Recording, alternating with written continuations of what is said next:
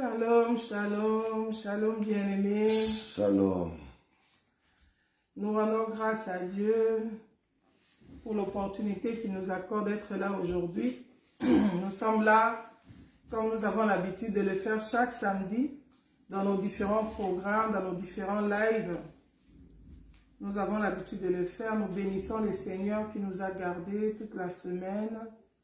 J'espère que le Seigneur vous a aussi gardés et que vous vous portez bien. Nous nous portons bien par la grâce de Dieu. Alors aujourd'hui, c'est une journée spéciale parce que vous avez remarqué la présence du missionnaire Bienvenu Massia qui est là à notre côté, le pasteur Bienvenu Massia, qui est notre invité spécial de la journée d'aujourd'hui. Ah bon, spécial. Pourquoi? Parce qu'il y a un programme spécial. Alors, on aura le temps de vous raconter ça, mais pour commencer, nous voulons dire bonjour au pasteur Bienvenu Massia. Bonjour à tout le monde, bonjour à la servante de Dieu, Fifi. Nous sommes venus dans le cadre du ministère d'encadrement des servantes. Je suis invité, c'est pourquoi je suis là. Voilà, nous rendons grâce à Dieu. Je crois que nous allons en profiter aussi pour partager un peu, pour que les autres sachent qu'on est là. Tester un peu les sons, pour voir que ça va bien. Alléluia, Dieu est fidèle. On le rend grâce, on le bénit. Donc voilà, aujourd'hui, pasteur Bienvenu, est-ce que vous pouvez nous dire la raison de votre présence dans ces ministères d'encadrement des servantes, dans ces lives de ce samedi? Gloire à Jésus-Christ. Je veux vraiment rendre grâce à Dieu parce qu'il a rendu possible cette émission. C'est quelque chose que Dieu nous a mis à cœur depuis toujours. Nous voulons parler d'un thème très important, et un thème qui va bénir beaucoup de gens. Nous voulons parler de fouiller l'impudicité. Est-ce possible? Fouiller l'impudicité, est-ce possible? C'est ce que nous voulons dire. Je pense que ça sera non seulement aujourd'hui, on va faire ça comme une série d'émissions pour bénir l'Église Corps de Christ et également pour bénir les frères et sœurs en Christ. C'est ma raison d'être ici. Gloire à Jésus-Christ de Nazareth. Donc voilà, le pasteur vient de nous le dire. Nous allons faire une série de parties. On aura une série de partages où nous allons partager sur le thème « Fuyer l'impudicité, est-ce possible ?» Et pourquoi nous le faisons à deux? Parce que je vous signale déjà que le pasteur ne sera pas le seul intervenant.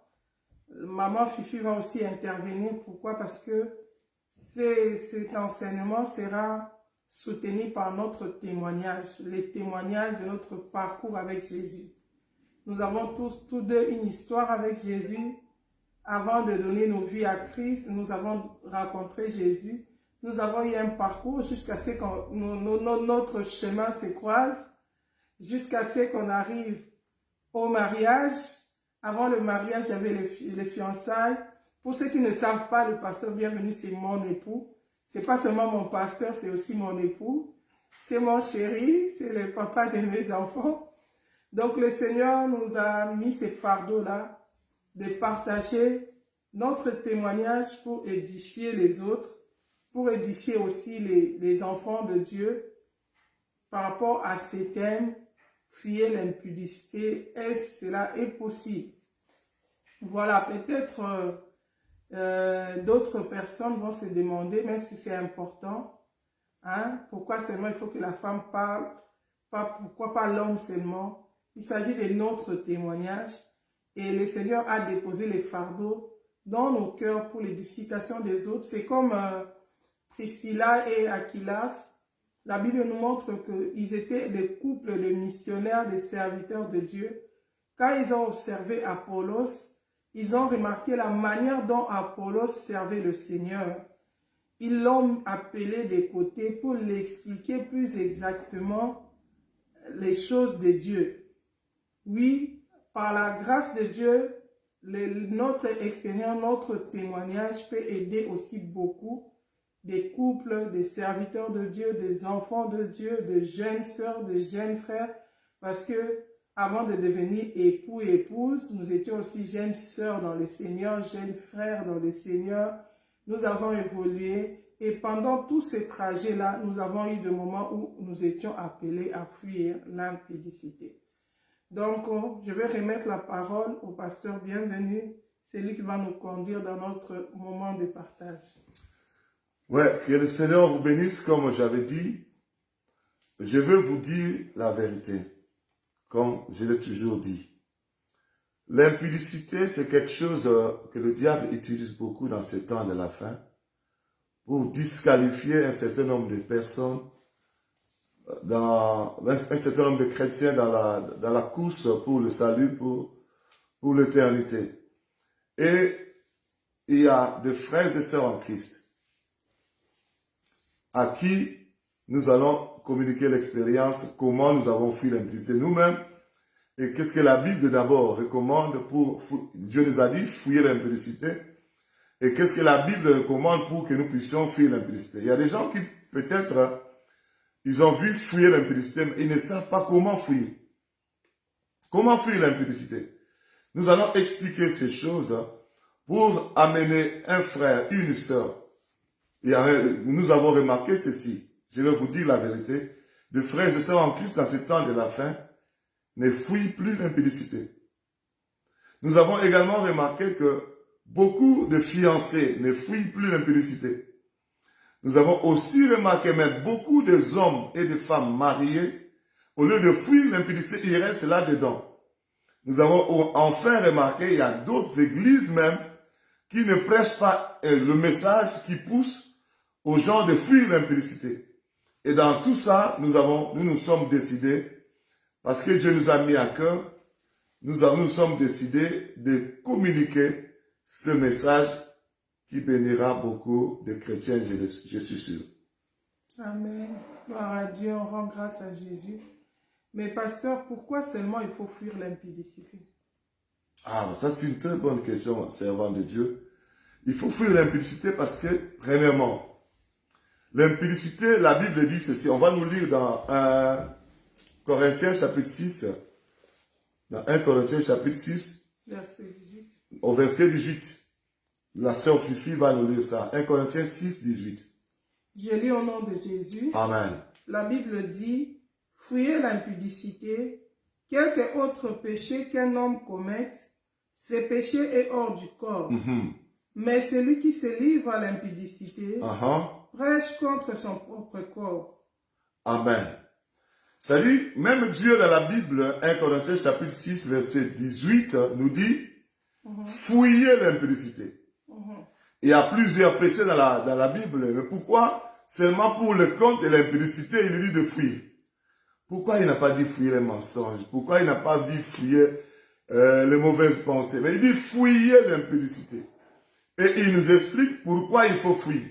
Il dit, autre péché que nous pouvons commettre, c'est en dehors du corps. Mais celui qui pêche dans l'impudicité, il pêche contre son propre corps. Ça veut réellement dire quoi? Par rapport aux conséquences, l'impudicité est de loin supérieure de par ses conséquences par rapport aux autres péchés. Nous savons que le salaire du péché, c'est la mort. Ça, nous le savons. Mais l'impudicité, les dégâts, le danger, les dégâts, les conséquences de l'impudicité, c'est loin par rapport aux autres péchés. À la longue, nous allons expliquer, parce que non seulement il y a plusieurs conséquences, l'impudicité aussi, c'est la chose qui fait gagner beaucoup Satan. Ça fait gagner Satan beaucoup d'âmes, ça fait gagner Satan beaucoup d'étoiles de gens, ça peut gagner Satan beaucoup de choses. Et c'est la chose que le diable utilise beaucoup dans ce temps de la fin. Voyez-vous, dans la Bible, on nous parle, quand le Seigneur reviendra, Jésus-Christ reviendra, ça sera comme au temps de Noé, ça sera comme au temps de Lot. Si nous voulons étudier ces deux temps, c'est le temps de Noé, la Bible dit l'impudicité était là aussi. Les fils de Dieu sont allés prendre les filles des hommes.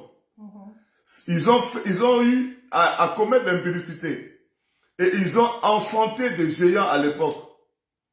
Et même à l'époque de Lot aussi.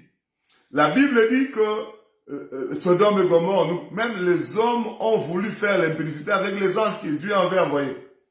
C'est-à-dire que c'était des moments de l'impudicité. Même à ces moments-ci, où le Seigneur Jésus-Christ est en train de revenir, c'est le moment où l'impudicité bat son plein et nous sommes dans l'obligation d'alerter, de sonner de la trompette pour l'Église. C'est ça.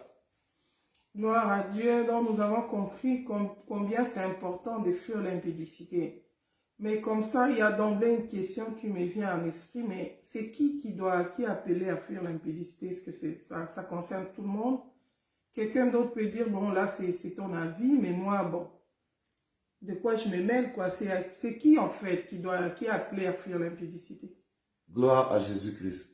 Mais quand le Seigneur a dit fuir l'impudicité, il parle aux enfants de Dieu, aux personnes qui se sont repenties, aux personnes qui ont donné leur vie à Jésus-Christ, qui sont devenus enfants de Dieu, qui sont venus disciples de Jésus-Christ, qui sont venus concitoyens des saints, qui sont devenus, en bref, enfants de Dieu. Tu acceptes Jésus-Christ, tu marches avec lui pour l'éternité. Le Seigneur, c'est à toi que le Seigneur dit, il faut fuir l'impudicité. Pourquoi il faut fuir l'impudicité? Toi qui as accepté Jésus-Christ, parce que, je le dis et je le répète, l'impudicité crée beaucoup de dégâts dans le vie des gens, dans le foyer. Il y a même des gens ils sont maintenant mariés. Je vais vous donner un seul témoignage et puis je vais remettre la parole à la servante de Dieu. J'ai déjà vu une servante de Dieu mariée à un homme, pasteur. Et elle avait un problème de délivrance. Je suis allé prier pour elle. Et là-dedans, j'ai vu un mari de nuit. Un esprit humain de mari de nuit qui, malgré que la servante de Dieu était mariée, et l'esprit de mari de nuit est resté là. Pourquoi? Parce que quand elle était déjà sœur en Christ, elle est allée faire l'impudicité avec cet homme-là. Or, l'homme en question était sorcier et il en a profité pour prendre place dans sa vie et pour transformer cette sœur en Christ. Quand ils étaient déjà séparés et la sœur est allée prendre en mariage un pasteur, ce démon-là, cet esprit humain-là est resté mari de nuit et ça a compliqué la vie. Les gens même qui ont fait l'impudicité il y a longtemps, des conséquences peuvent vous suivre même dans vos mariages. Il y a même des gens qui sont en train d'endurer ces conséquences-là, étant déjà mariés. L'impudicité est passée il y a 10, 15, 20 ans. Voilà pourquoi le Seigneur nous dit de fuir l'impudicité. Gloire à Jésus. Nous comprenons tous que ces séries de partages s'adressent aux chrétiens, à ceux qui ont accepté Jésus-Christ comme Seigneur et Sauveur, qui lui ont donné sa vie, à ceux qui aiment l'avènement du Seigneur, qui attendent un événement important, le retour de Christ. Et nous savons que Jésus-Christ reviendra enlever une église qui est sans tache, sans ride. Donc bientôt Jésus reviendra, mais dans notre attente du retour de Christ, nous sommes appelés à fuir l'impudicité. Voilà, nous allons, au cours de ces séries de partages, survoler un peu notre témoignage. Souvenez-vous, nous avons dit au départ, nous avons parlé de fuir l'impudicité par rapport à notre témoignage, à notre parcours avec le Seigneur. Et aujourd'hui, par la grâce de Dieu, nous allons commencer par l'étape où le temps que nous avons parcouru avant que nous puissions nous rencontrer comme épouse et époux. Avant que mon époux, mon mari, le pasteur bienvenu, ne puisse demander ma main pour qu'on aille dans le mariage, il était d'abord un frère, un enfant de Dieu né de nouveau. Il avait rencontré Jésus dans sa vie. Et avant d'arriver au mariage, disons aux fiançailles, il était d'abord seul. Et dans ces parcours-là, il avait aussi ces mêmes défis de fuir l'impudicité. Et voilà, lui va nous parler un peu à la lumière de son témoignage, à l'appui de son témoignage, bien sûr, à la lumière de la parole de Dieu, comment il a pu fuir l'impudicité quand il a reçu Jésus-Christ avant qu'il n'arrive aux étapes de fiançailles. Nous voulons la parole. Vraiment, que le Seigneur soit béni. J'avais déjà accepté Jésus-Christ et j'ai reçu les enseignements. Nous étions affermés à l'église. On donnait les enseignements de la sainte doctrine. Il n'y a que la parole de Dieu qui peut nous faire fuir l'impudicité. La Bible dit, je serre ta parole dans mon cœur afin de ne pas pécher contre toi. Il n'y a que la parole, une fois serrée dans le cœur, que ça nous donne la force de ne pas commettre l'impudicité. Moi également, quand j'étais nouvellement converti, j'étais dans une bonne église, on nous enseignait la sainte doctrine et on nous enseignait les ABC de la parole. J'étais fidèle à la parole, je suivais la parole, je posais des questions, je consommais toutes les explications de la sainte doctrine de la parole de Dieu que je recevais de mes pasteurs. Et c'est là qui m'a donné la force de suivre. À l'époque, quand j'étais converti, j'ai reçu le témoignage d'un frère. Il était un frère en Christ, il était un frère que Dieu utilisait puissamment. Il l'utilisait dans la délivrance, dans les guérisons, des choses comme ça. Et je l'ai vu en passant un jour, il m'a raconté comment Dieu l'utilisait puissamment et comment l'impudicité d'un seul jour l'a mis KO. Il ne priait plus, il était tombé non seulement dans l'impudicité, même dans la vie chrétienne. Il ne pouvait plus prier, il ne pouvait plus lire la Bible, il ne pouvait plus faire les délivrances. Il est rentré dans le monde, dans la boisson, dans les choses de Satan. Il m'a raconté son histoire et à la fin, j'étais nouveau converti. Il me dit, frère, il faut faire attention, l'impudicité, ça peut te finir. Et ce témoignage-là que j'ai reçu, et les enseignements que j'ai reçus dans mon église, il m'a poussé vraiment à m'accrocher à la parole, à fuir l'impudicité.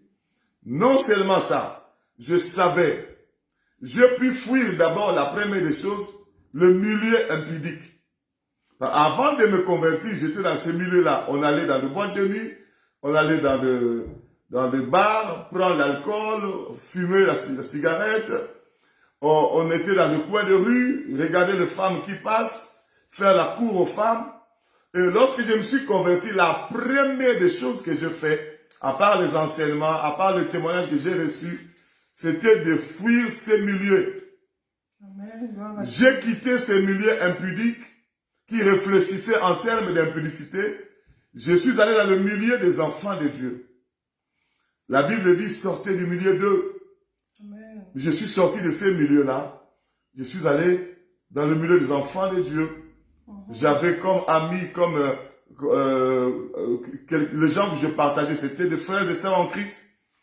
Mais là aussi, il faut que j'appuie. C'était pas n'importe quel frère en Christ. Hein. Parce qu'il y a aussi des frères et sœurs en Christ impudiques qui existent. J'étais attaché aux frères et sœurs en Christ qui craignaient Dieu. Et ensemble, on partageait la parole. On passait notre temps à lire la parole, à la partager, à la méditer. Et c'est ça qui a fait que nous soyons fort enracinés dans la parole. Nous n'avons pas le temps d'aller faire, d'aller penser à l'impudicité. Nous n'avions pas eu le temps d'aller continuer à cette mauvaise vie que nous avions à l'époque, cette vie d'impudicité. Ça, c'était mon expérience. Parce que moi, avant de devenir à Christ, j'étais un impudique. Un impudique. Je savais que c'était ma faiblesse. C'est pourquoi, une fois en Christ, je ne voulais plus retourner dans ce milieu-là. On se disait bonjour, bon, quand on se voyait, on se disait bonjour. Mais moi-même, je sais, si je retourne dans ce milieu-là, c'est facile de retomber. Parce que la Bible dit les mauvaises compagnies corrompent les bonnes mœurs. Par contre, pour la servante de Dieu, c'était autre expérience. Moi, c'était un impudique qui se répand et qui prend la décision de suivre la parole et qui prend la décision surtout de quitter le milieu impudique. C'était ça mon témoignage. C'est là qui a fait que je sois dans le Seigneur. Mon temps, je le passais dans l'évangélisation, dans la lecture de la Bible, dans des porte à porte, d'hôpital à hôpital. C'était ça. Tout ce temps que j'ai passé dans le Seigneur, c'était l'évangélisation jusqu'à ce que Dieu est venu nous définir qu'il nous avait appelés pour le ministère, pour la mission à travers le monde. Mais ça, c'était mon témoignage à moi. Ce qui m'a donné la force, c'est la parole de Dieu. Gloire à Jésus. Aujourd'hui, nous voulons vraiment aider toutes les catégories, tous les niveaux d'âge spirituel. Nous voulons que le pasteur soit un peu explicite par rapport à l'impudicité. Parce qu'en suivant son témoignage, nous avons compris que quand il a reçu Jésus, il était déjà adulte, si je ne me trompe pas. Bien sûr, bien sûr. Donc, est-ce que le pasteur peut nous expliquer un peu de manière concrète quels sont les actes qui se posent, ces actes qu'on peut qualifier d'impudicité? Ok. Ça... Parce que dire que j'étais impudique, pour d'autres personnes, l'impudicité, c'est quoi en fait? Qu'est-ce qu'il faisait au juste pour se qualifier impudique? Vraiment, ça c'est une très très bonne question. Au fait, là, ça me pousse maintenant à vous expliquer les formes ou les sortes d'impudicité. Voilà. Ok. L'impudicité, c'est d'abord acte sexuel qui est fait en dehors des normes bibliques, en dehors de la volonté de Dieu. Ça dit quoi? Quand on dit les normes bibliques et la volonté de Dieu, ça veut dire quoi?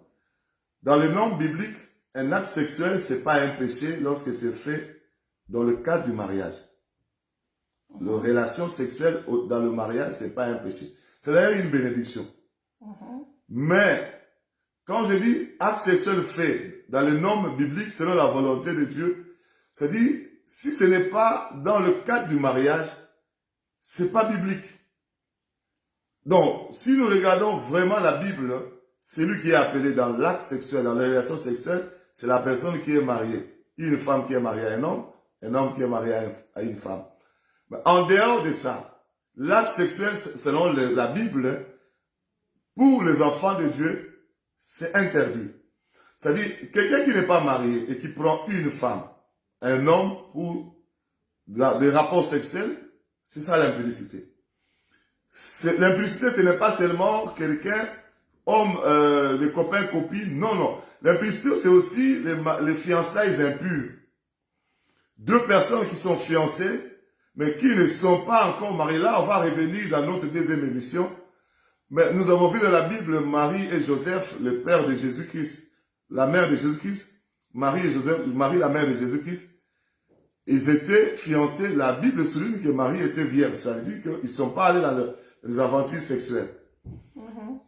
Deuxième sorte d'impudicité, c'est le fiançailles impur. Les gens qui sont fiancés, mais qui vont se connaître dans l'impudicité. Et autre sorte d'impudicité, troisième, c'est la masturbation. Quelqu'un qui se satisfait sexuellement seul.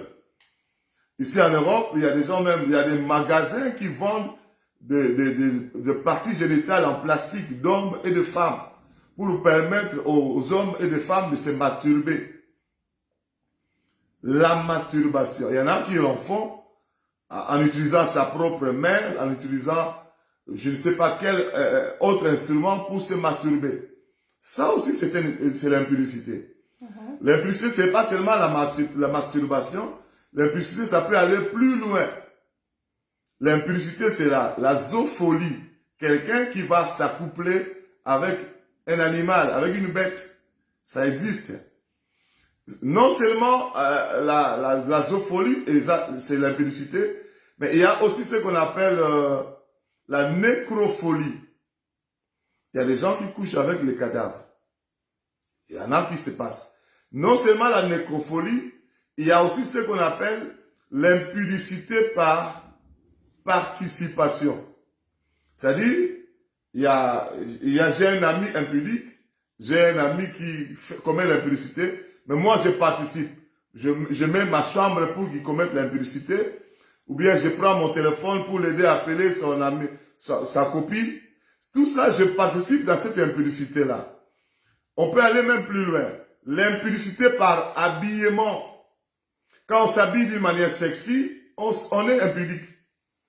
La Bible dit on doit s'habiller d'une manière décente, avec décence, pudeur et modestie.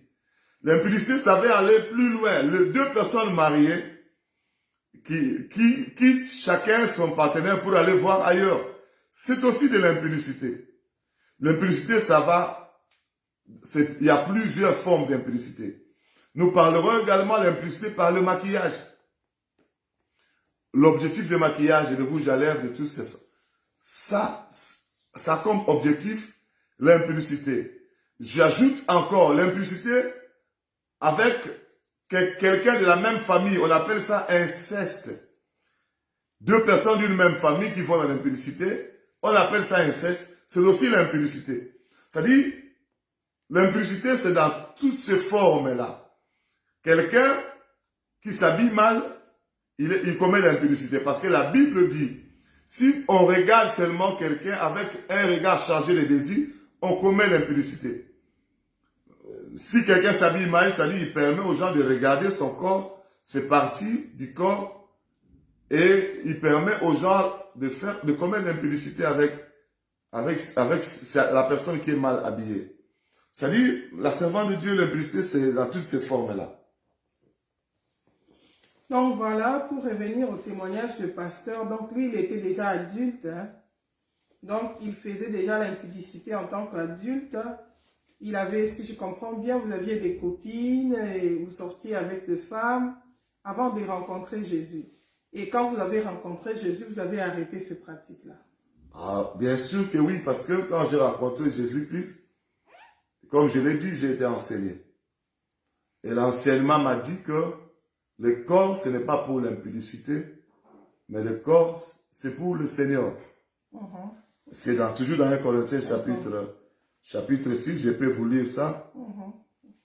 Quand on nous a enseigné comme ça, alléluia. Quand on nous a enseigné comme ça, dans 1 Corinthiens chapitre 6, verset 19, non.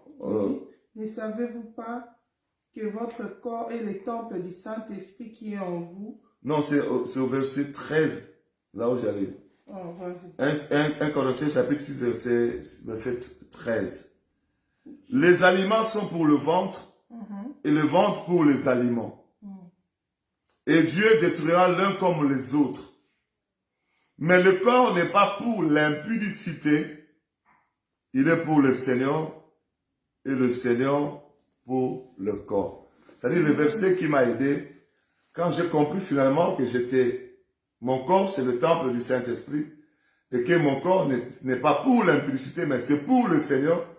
C'est à ce moment-là que j'ai décidé, c'est à ce moment-là que j'ai compris par la parole de Dieu que je ne peux pas m'aventurer là-dedans, surtout qu'il y a des conséquences très, très fâcheuses. Gloire au Seigneur. Ça, c'était la première partie du témoignage du pasteur. Sa rencontre avec Jésus, comment il a été amené à fuir l'impudicité une fois qu'il a donné sa vie au Seigneur. Il nous a expliqué qu'il était déjà adulte quand il a reçu Jésus-Christ. Voilà, venons maintenant de mon côté. Le témoignage de maman Fifi. Voilà, là c'est mon parcours. Excusez-moi. Là maintenant il s'agit de moi. Pour mon cas, peut-être parce qu'il y aura peut-être un enfant qui nous écoute, qui va peut-être dire non, bon, l'impudicité, on comprend que ça concerne les adultes, hein. Ça ne nous concerne pas. Mais moi, pour ma part, j'ai reçu le Seigneur Jésus-Christ, j'étais enfant. Parce que j'avais reçu Jésus-Christ à 9 ans. Mais déjà à l'âge de 9 ans, j'étais aussi déjà appelé à fuir l'impudicité. Je veux vous rappeler que j'ai reçu Jésus-Christ à l'âge de 9 ans, mais j'ai rencontré mon mari à l'âge de 20 ans. Donc avant qu'on commence les fiançailles à l'âge de 20 ans, j'avais déjà mon parcours et j'étais aussi appelé à fuir l'impudicité en tant qu'enfant, en tant qu'adolescent, jusqu'à ce que je devienne adulte. Déjà en tant qu'enfant, nous sommes aussi amenés à fuir l'impudicité. Pourquoi? Dans ce que le pasteur nous a expliqué, il nous a montré que l'impudicité ne se passe pas seulement, ça ne s'arrête, ce n'est pas seulement l'acte sexuel proprement dit, Mais tout ce qui accompagne pour arriver à l'acte sexuel, c'est déjà l'impudicité. Et aujourd'hui, avant de venir à ce qui se passe aujourd'hui, je voudrais d'abord dire ce qui s'est passé à mon époque. À mon époque, quand j'ai reçu Jésus-Christ, en tant qu'enfant, j'observais. J'étais une personne qui, de nature, j'observe beaucoup. Donc, déjà en tant qu'enfant, vous savez que les enfants observent les parents. On était déjà amené au défi de fuir l'impudicité parce que les enfants ont l'habitude de voir les parents. Et déjà, il y avait à mon époque les jeux où les enfants imitaient les parents. Et souvent, les enfants qui étaient un peu plus âgés entraînaient le petit à de mauvaises pratiques d'impudicité. Moi, je me souviens déjà, vers l'âge de 5 ans, déjà, j'avais déjà commis l'impudicité.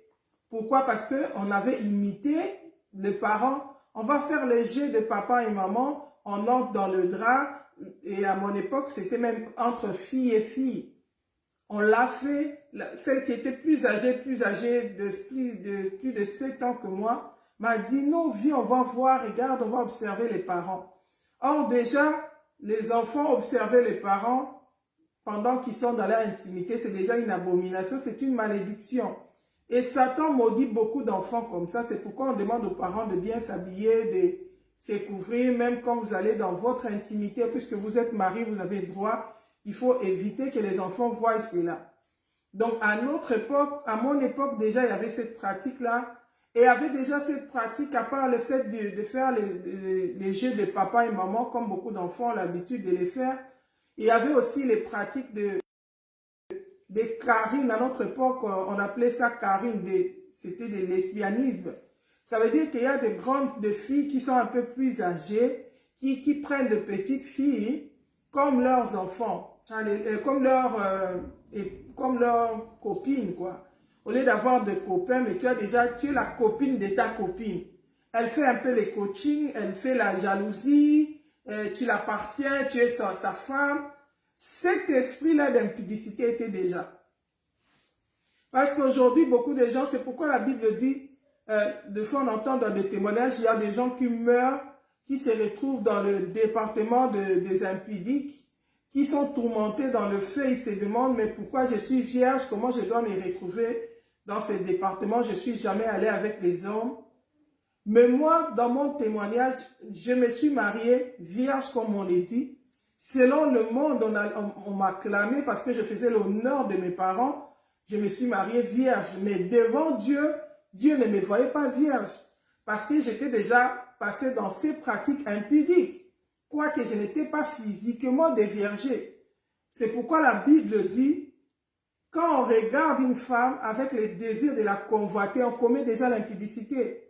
Nous, en tant que petits enfants, on allait déjà dans des flirts comme ça, disons ça. On imitait les parents, on avait nos copines, nos grandes sœurs qui étaient, surtout pour les filles qui ont grandi dans des écoles comme nous, c'était des écoles uniquement de femmes de lycée au Congo-Kinshasa, de mon pays. Là-bas, il n'y avait que les filles dans les lycées et il y avait ces relations-là entre filles. Qui est le lesbianisme, ça s'est passé dans les internats, ça s'est passé dans les écoles. C'est déjà l'impudicité. Oui, bien sûr que oui. Hein. Quoique physiquement, peut-être tu n'es pas encore allé avec un homme, c'est déjà l'impudicité. Et il y avait encore une autre pratique. Quand on a commencé à voir un peu, on est devenu des teeners, hein, donc l'adolescent, on a atteint l'âge de 13, 14, 15 ans, c'était pendant cet âge-là où toutes les filles maintenant avaient des copains et avaient des copines, des copains. Maintenant, l'attirance était vraiment maintenant vers le sexe opposé.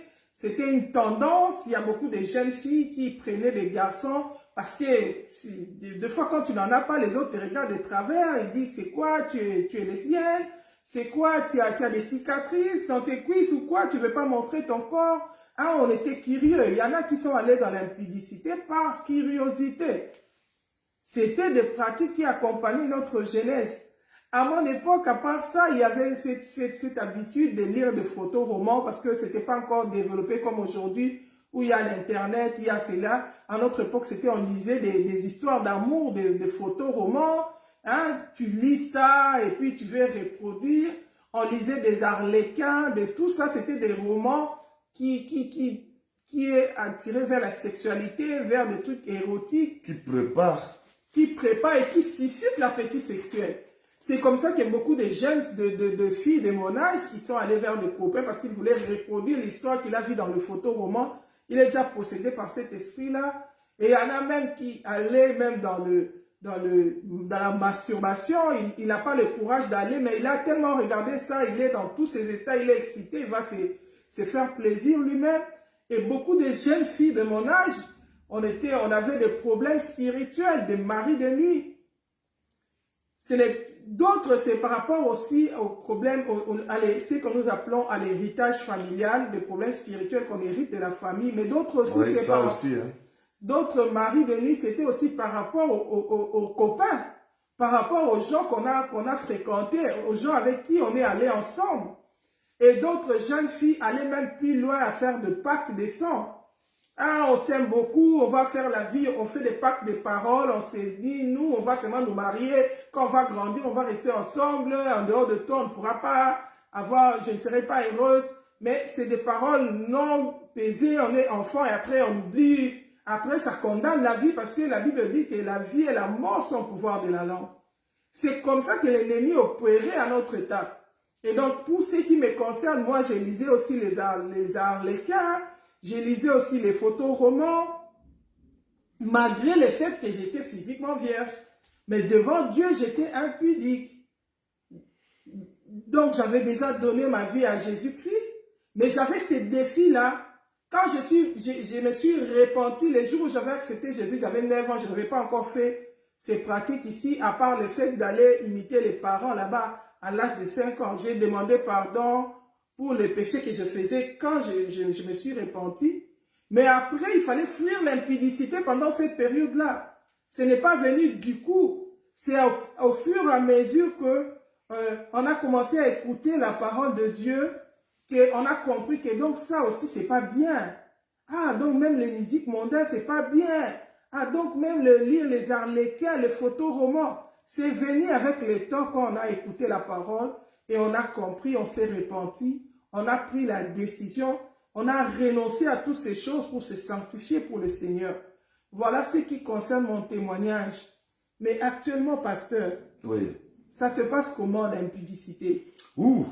Actuellement, par expérience, parce que David dans la Bible, hein, il nous a donné un verset qui m'édifie beaucoup. J'étais jeune, je vieillis, je n'ai jamais vu. C'est-à-dire, il nous a donné l'expérience, le témoignage de son expérience, de la jeunesse jusqu'à la vieillesse. Moi aussi, je peux dire, j'étais jeune, je vieillis. J'ai vu beaucoup de scandales dans l'impudicité à l'église. J'ai vu des frères et sœurs en Christ impudiques. J'ai vu des foyers, de fiancés impudiques. J'ai vu des mariés impudiques. J'ai vu des pasteurs, des évangélistes, des prophètes, des docteurs, des apôtres impudiques. L'impudicité, c'est quelque chose aujourd'hui qui bat le plein, comme je l'ai dit. Et ça vaut la peine d'enseigner dessus. Pourquoi? Parce que dans cette époque ici, où il y a Internet, les gens peuvent commettre l'impudicité juste en suivant la musique mondaine. Il y a tous les musiciens mondains là, et tous leurs clips, si vous suivez bien le clip, que ce soit en Afrique, que ce soit en Europe, que ce soit en Amérique, partout dans le monde, quand vous suivez les clips des musiciens mondains, de la musique mondaine, vous trouverez les femmes à peine habillées et qui dansent plutôt en exposant le parti de leur corps. Et surtout, en bougeant d'une manière sexuelle, la hanche, c'est dans tous les clips presque tout. Et maintenant, quand tu te mets seulement à suivre les clips, tu peux déjà commettre l'impudicité en suivant ces clips. Ça, c'est un. De deux, les films, actuellement, le film de la nudité, Ce n'est plus à chercher. À l'époque, quand nous étions jeunes, on allait suivre ces films-là dans le cinéma. On écrivait films pour adultes. Et quand on voyait un enfant venir, on te chasse. Mais aujourd'hui, tous ces cinémas-là, je ne sais même pas plus si ça n'existe plus. Parce que, au travers le téléphone seulement, n'importe qui dans sa maison peut suivre ces films-là. Et commettre l'impudicité. Au niveau de la pensée déjà, quand tu vois la nudité des gens. Et quand tu vois la nudité dans les films de nudité, ça va aller plus loin, ça te pousse à la masturbation. Et il y a même des gens qui vont violer. Sous ces violeurs-là, si vous fouillez leur arrière-plan, ce sont des professionnels des films de la nudité, des films X. Quand ils regardent ça, la pression monte à la tête, il sort pour aller chercher quelqu'un pour violer. Et s'il ne trouve pas quelqu'un pour violer, il cherche pour aller chercher des prostituées. Ces films X, ça alimente aussi le marché de la prostitution. Quelqu'un qui regarde et il sort de sa maison, il fait sortir son argent pour s'acheter une femme dans la rue. Dans d'autres pays, il y a même des maisons closes, comme si on vendait quelqu'un là-bas, vous payez l'argent, vous entrez dedans. J'ai vécu en Hollande, c'est plein dans presque toutes les grandes villes. À Bruxelles aussi. Dans presque beaucoup de grandes villes, vous voyez des maisons closes. Mais ça commence par suivre les gens qui suivent les films. Non seulement le film X, où on montre la nudité, mais aussi le film série. Le film série où ça prépare les gens à l'impudicité. Du genre Le Feu de l'amour, des films comme ça. Et on nous montre seulement des actes d'impudicité. D'impudicité, ça tourne en boucle. Quand tu restes, premier épisode, deuxième épisode, troisième, tu t'es fait envoûter dans ça. Il y en a même qui fuient l'église pour ça. Oui, tu t'es fait envoûter à ça, tu ne vas pas comprendre comment tu vas te retrouver toi-même en train de commettre l'impudicité. Parce que les esprits qui accompagnent ces films-là vont venir te préparer à devenir le prochain impudique. C'est un peu ça. Les réseaux sociaux, les clips, les films X, les films séries, même les films des enfants. Il y a des films des enfants qu'on prépare même nos enfants à l'impudicité. On prépare nos enfants à l'impudicité. C'est-à-dire nous devons, quand on dit fouiller l'impudicité, on doit aussi fouiller tous ces films-là. Des films impudiques. Pour enfants, films impudiques pour... À l'époque, on avait dit pour adultes, mais aujourd'hui, même les enfants suivent ça. Parce que tous les enfants ont des téléphones. Et il est dans sa chambre, il a Internet. Qui va l'empêcher d'aller voir ça? Même à la télé, on montre. Oui, même dans les heures tardives, on montre. Mais non, ce n'est plus les heures tardives. Même à 10 heures, tu peux voir ça la journée. Donc, nous devons faire très attention. Maintenant, l'impudicité, c'est aussi l'habillement. Dans les églises où on ne martèle pas sur les habillements sexy. Et les gens commettent l'impudicité même dans les églises. Une sœur venait à l'église habillée d'une manière sexy. Je vais vous donner un témoignage. Ça va peut-être vous faire rire, mais j'ai vécu ça. Un frère est venu me voir. Il dit, pasteur, je suis venu à l'église. La gloire était au rendez-vous. L'adoration était vraiment avec chaleur. J'adorais Dieu. Il avait le frère, il avait les yeux fermés. Il priait même en langue. Mais à un moment, il a ouvert les yeux. Il y a une sœur qui était avant lui, très mal habillée d'une manière sexy. Et quand il a regardé seulement l'habillement, le corps commence à dessiner, le frère est sorti de la présence de Dieu pour entrer dans la présence de l'impudicité. C'est malheureux qu'il est Seigneur. Il est entré dans la présence de l'impudicité. Il ferme les yeux, il ouvre encore. Il ferme les yeux, il ouvre encore. La langue même s'est coupée. Il ne priait plus en langue. Il fait fermer les yeux, il ouvre encore pour le contempler. Il ferme les yeux, il ouvre encore pour contempler. Finalement, le frère n'a plus bien prié. Parce qu'une sœur en Christ était mal habillée d'une manière sexy. Et à la fin du culte, le frère est allé se masturber à la maison. Et c'était un frère très spirituel, un frère qui craignait Dieu. Il s'est masturbé la nuit, il dort, il a reçu des visitations de femmes de nuit. C'est alors qu'il est venu me voir. Il m'a expliqué, tout a commencé parce que j'ai vu le corps de cette femme mal habillée à l'église. Mon frère, nous devons, nous prédicateurs, prêcher de manière à sanctifier l'église aussi par l'habillement. Parce que les habillements sexy, nous faisons entrer, nous allons faire l'impudicité aux frères à l'église. Surtout si les choristes sont vêtus d'une manière impudique. Et les gens, les frères qui sont là, ils voient les choristes habillés d'une manière impudique. Quand ils montent, ils descendent. Et les frères peuvent devenir aussi impudiques tout simplement en regardant. La Bible dit, dans Matthieu chapitre 5, je pense sur le verset 20, Matthieu chapitre 5 au verset 23, je pense, là où le Seigneur Jésus-Christ dit, lorsque quelqu'un regarde seulement, quand tu regardes seulement, un regard chargé de désir, tu commets l'adultère dans ton cœur. Alléluia. Amen. Alléluia. Verset 28. Matthieu chapitre 5 verset 28.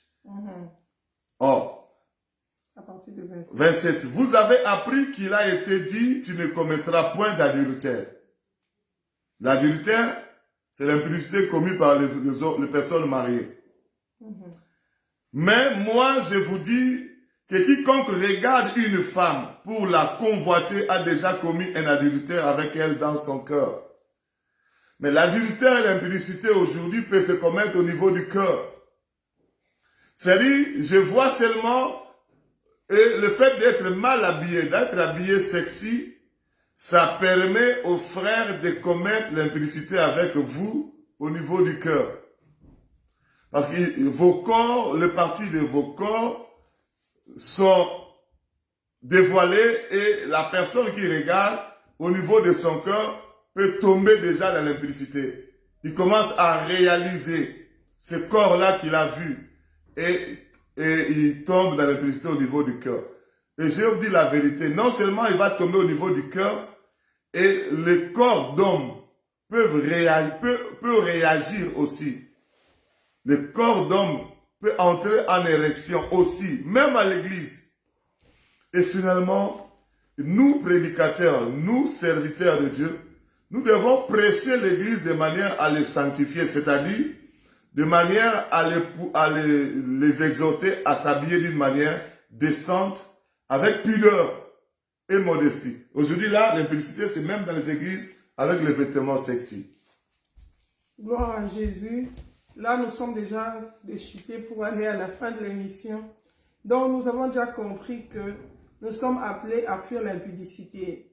Et on nous a expliqué que l'impudicité, ça va aussi par la convoitise. Quand tu convoites déjà une femme, tu commets l'impudicité. Le pasteur a dit, c'est d'ailleurs même la responsabilité des églises de nous enseigner aussi à nous habiller de manière pudique, avoir un habillement décent avec pudeur et modestie, pour ne pas se retrouver dans le cas de notre frère qui est allé se masturber parce qu'il avait une sœur mal habillée à l'église. Mais nous voulons dire, au-delà du fait qu'à l'église, on va nous enseigner, l'église a la responsabilité de prêcher la sanctification qui doit aller non seulement dans le cœur, qui doit aller aussi jusque dans le corps, pour que l'esprit ne pêche pas, l'esprit soit aussi sanctifié. Parce qu'il y en a qui sont comme dans mon cas, qui sont peut-être physiquement purs, physiquement vierges, mais au niveau de l'esprit, ils sont déjà souillés, ils ont déjà commis l'impudicité. Or, la Bible dit que la Vierge, elle doit se sanctifier pour que son corps et son esprit soient conservés purs. Elle doit se quêter de manière à plaire au Seigneur. Aujourd'hui, il y a peut-être des gens qui ont déjà, qui sont encore physiquement chastes, mais au niveau de l'esprit, c'est déjà chargé. Il vit dans la masturbation, il vit dans le péché, dans le mariage de nuit. Il se suit, elle se suit. Le Seigneur nous appelle à fuir l'impudicité. Et même si on le fait à l'église, bien aimé, nous ne vivons pas seulement à l'église. Nous sommes dans le monde, mais nous ne sommes pas de ce monde. Donc l'impudicité, les mauvais habillements, nous l'affrontons partout dans la société, nous l'affrontons partout au travail, à l'école, au marché, en cours de route, dans les publicités, c'est partout. Mais la Bible nous dit quoi? La Bible dit dans le verset que le pasteur nous a lu, on nous dit ceci. Quand il nous a dit que le corps, ce n'est pas pour l'impudicité, la Bible dit, si ton œil est pour toi l'occasion de chute, hein? Toi, quand tu regardes, c'est l'occasion de... La Bible dit, il est préférable que tu jettes, tu arraches ton œil, tu le jettes, plutôt que avec les deux yeux là, hein, tu sois jeté en enfer. Parce que je vais un peu lire ces versets, parce qu'il y a beaucoup de gens qui disent, même si tu fais l'impudicité, tu vas aller au ciel. Donc, je vais lire ces versets. Pasteur nous a lu tout à l'heure dans Matthieu, chapitre 5, verset 27 à 28. Ok, 27 à 28, oui. Moi, je vais continuer le verset 29. La Bible dit, si ton œil droit est pour toi une occasion de chute, arrache-le et jette-le loin de toi, car il est avantageux pour toi qu'un seul de tes membres périsse et que ton corps entier ne soit pas jeté dans la guerre. Donc celui qui vit dans l'impudicité, son corps entier sera jeté dans l'enfer, dans la guerre, dans le feu éternel. La Bible dit, si ta main droite est pour toi une occasion de chute, coupe-la et jette-la loin de toi, car il est avantageux pour toi qu'un seul de tes membres périsse, que ton corps entier n'aille pas dans la guerre. Si ta main te pousse à la masturbation, hein, la Bible dit coupe, jette. Ça veut dire que ne te soumets pas à ce que ton corps te demande de faire. Tu as l'habitude de regarder, tu es curieux. Bien aimé, mais la discipline. Là, nous sommes déjà en train de parler de la discipline. Quelle discipline pour fuir l'impudicité? Ah bon, quelle discipline pour fuir l'impudicité? Mais il faut éviter. La Bible dit, le juste voit le mal de loin et il se cache. Amen. Ça, si tu sais que à cette heure-ci, on nous montre le film X, il ne faut pas venir devant la télé, commencer à zapper. Non. Amen. Tu sais que ces gens-là, le week-end, ils montrent le mauvais film. Moi, je ne peux pas mettre le week-end devant la télé, commencer à regarder, non. Et aussi, même sur Internet, si tu sais que celui-là, il met des posts impudiques, je le bloque. Amen. Gloire à Jésus. Je le bloque. Tu dois faire un effort. Quand on dit fuir, ça dit que tu dois fuir. Non pas spirituellement seulement, mais physique. Parce que Joseph, quand on l'a proposé l'impudicité par la femme de Potiphar, il a fui. Il a fui jusqu'à même abandonner son vêtement. Amen. Il faut fuir. Tu sais que là, on m'a invité. Il y a une sœur, je trouve sa manière de s'habiller, c'est pas propre. Il t'invite de venir le voir chez lui à la maison. Non, tu peux dire non, on peut se voir à l'église. Parce que tu vois qu'il a la tendance de s'habiller d'une manière impudique. Et toi, tu dis, il t'invite à la maison, tu viens. Non, il faut éviter. Même, je vais vous dire, nous, quand on était encore fiancés, on nous disait, si ton fiancé même t'invite chez lui, il faut y aller. À l'époque, nos parents disaient ça. Il faut y aller avec un de ton enfant, un des enfants, pour que ça soit comme un garde-fou. Tu viens le voir avec un enfant. Les parents, ça c'est les parents qui disaient ça. C'est-à-dire, aujourd'hui, toi tu peux, c'est juste avoir, comment on appelle ça? Le réflexe de fuir. Je sais que non, mon fiancé peut-être il est chaud. Non, pour inviter, je ne peux pas dire on va voyager avec lui. Non, parce qu'on est fiancé. Mais aujourd'hui, là, les fiancés font presque tout. Hein. Les fiancés d'aujourd'hui, ils dorment ensemble, ils font des enfants même ensemble, ils avortent même. Mais à l'époque, à notre époque, nous, le deuxième émission, on va vous expliquer. Nous, on était fiancés, nous avons fait 5 ans de fiançailles. 5 ans. Nous nous sommes vus, elle était vierge, nous nous sommes mariés, elle était vierge.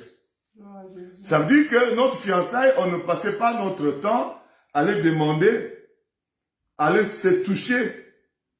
Nous, on passait notre temps à lire la Bible, à méditer la Bible, à partager la Bible. Ça, on garde ça pour le prochain thème, les fiançailles scientifiques. L'émission prochaine, on va parler de fiançailles aussi. Mais pour se discipliner, vous devez veiller. Amen. La parole de Dieu.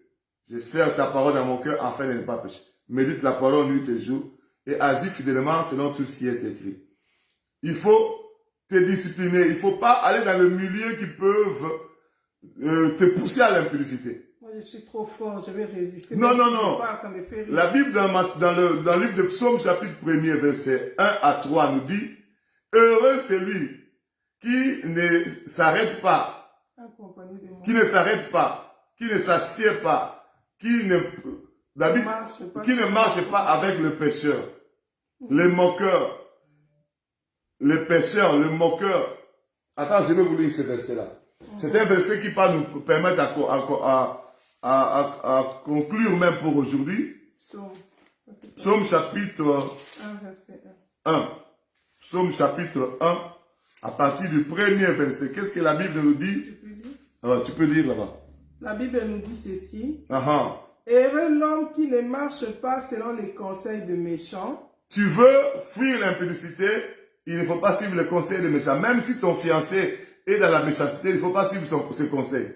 Qui ne s'arrête pas sur la voie de pécheurs. Qui ne s'arrête pas sur la voie de pécheurs. Quand il y a un milieu impudique, il ne faut pas t'arrêter là, il faut passer outre.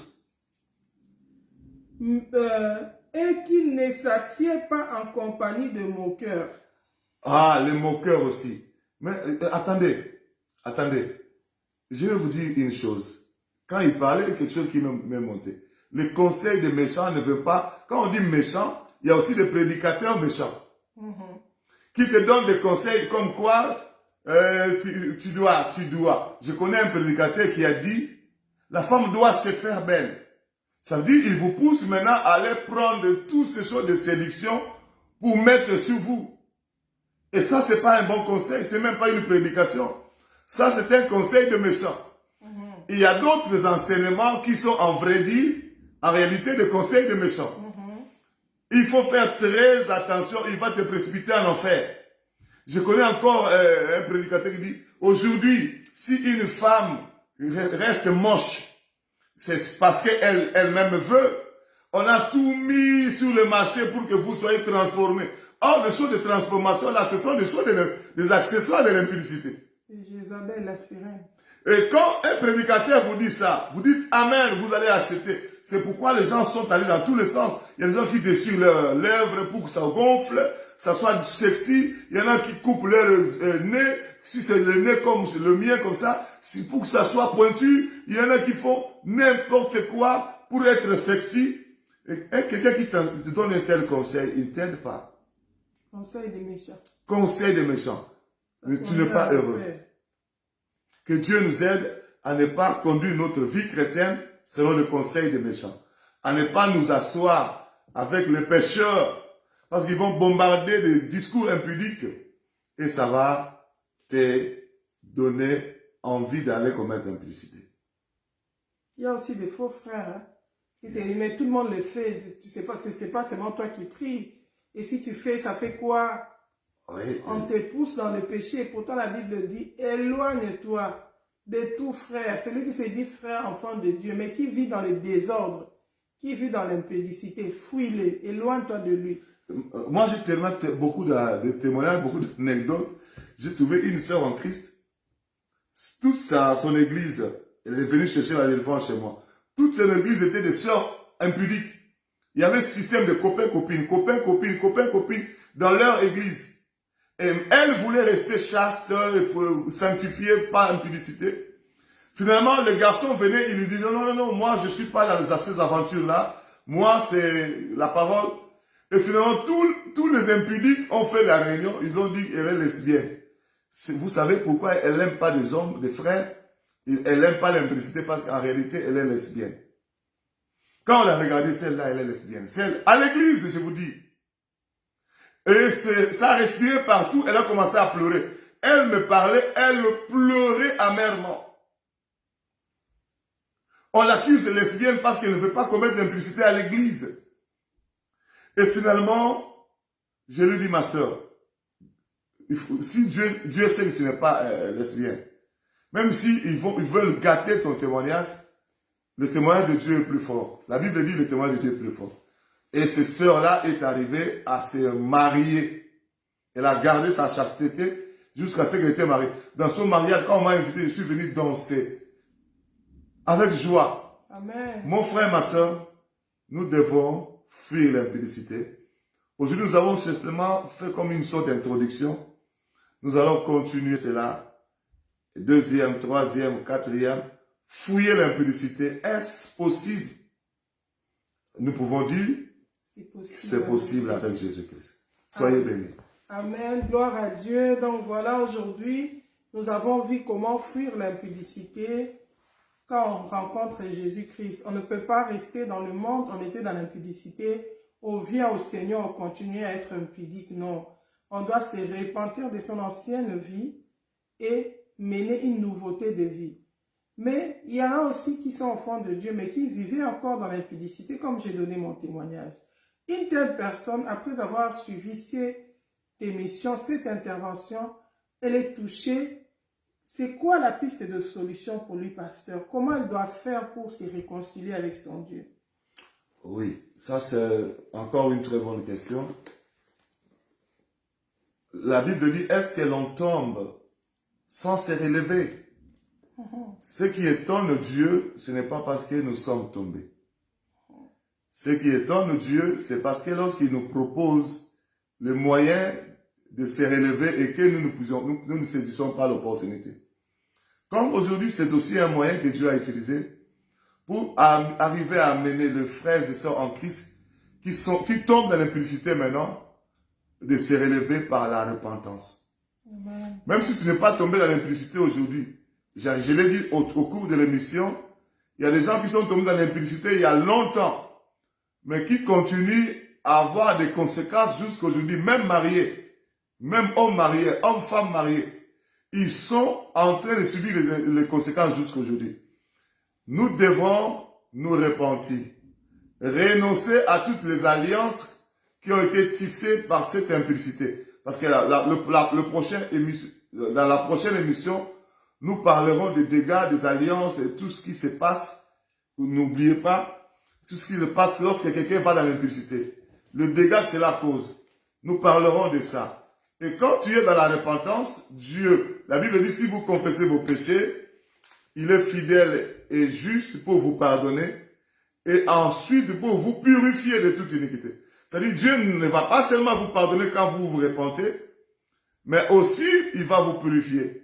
Il va même détruire les conséquences de cette impudicité. Et vous allez vivre, si vous êtes célibataire, vous allez vivre une vie chrétienne libre. Tous ces influences de maris de nuit, de femmes de nuit qui sont venus dans vos vies vont vous lâcher. Toutes ces alliances qui ont été tissées par l'impudicité, ça sera détruit. Parce que le Dieu qui vous pardonne, il vous purifie également de tous vos péchés. Au fait, pour parler de la piste de solution, c'est la repentance. Et cette repentance-là va ouvrir la porte à la délivrance aussi. L'abandon de cette vie ancienne. Voilà, nous sommes arrivés à la fin de notre émission. Par la grâce de Dieu, pasteur, j'ai envie de vous demander de prier pour quelqu'un qui est touché, peut-être qui était dans cette vie et qui est touché par ce message. Il veut avoir la force d'abandonner, de mener une vie de nouveauté. Si vous pouvez prier pour cette personne-là, et non pas seulement pour lui, pour une personne aussi peut-être qui n'a jamais reçu Jésus dans sa vie, qui menait sa vie aussi comme nous autrefois. Et au travers de cette émission, il a compris que la vie qu'il mène n'est pas bonne. Il a envie de se tourner vers Jésus-Christ. Est-ce que vous pouvez l'amener à Christ et prier pour lui? Voilà. Que le Seigneur soit béni. Je vais d'abord prier pour les gens qui veulent se réconcilier avec Dieu par Jésus-Christ. C'est-à-dire, ils ont compris que le péché a tellement détruit leur vie.